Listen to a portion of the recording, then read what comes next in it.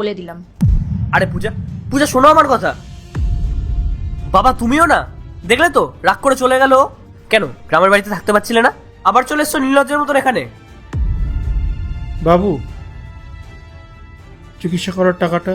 তোমাকে দেওয়ার জন্য আমার কাছে 1 টাকাও নেই, বুঝতে পেরেছো? চলে যাও এখান থেকে।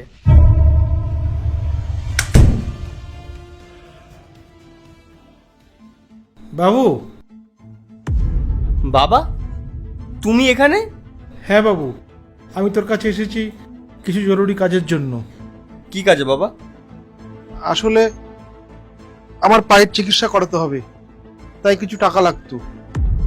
দেখো বাবা, আমি তোমাকে মিথ্যে কথা বলবো না।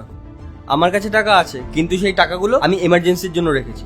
আর তুমি তো জানোই এই শহরে কত খরচা হয়। কিন্তু মনোজ, এটাও তো আমার এমার্জেন্সি, তাই না?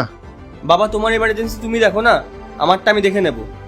বাবা, আমার কাছে যে টাকা ছিল তোদের পড়াশোনার জন্য আর তোদের বিয়ে হওয়ার জন্য সব খরচ হয়ে গেছে।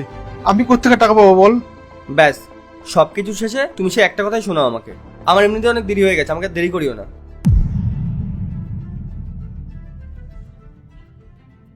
বাবা, হঠাৎ তুমি এখানে? কি মনে করে? সব কিছু ঠিক আছে তো?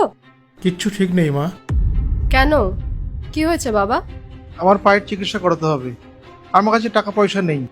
আমি রাহুল আর মনোজের কাছে টাকা চেয়েছিলাম, ওরা দুজনেই আমাকে বারণ করে দিল। এখন আমার শেষ বর্ষা তুই আছিস মা, আমি সেই কারণেই তোর কাছে আসলাম।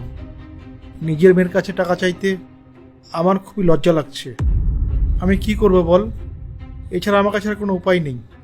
আরে বাবা, এতে লজ্জা পাওয়ার কি আছে? তোমার সম্পূর্ণ অধিকার আছে আমার উপরে। তুমি তোমার সারা জীবনের ইনকাম আমাদের পেছনে খরচা করেছো, আর আজকে যখন তোমার প্রয়োজন হয়েছে আমি অবশ্যই তোমার পাশে থাকবো। আমি তোমাকে সাপোর্ট করব। আর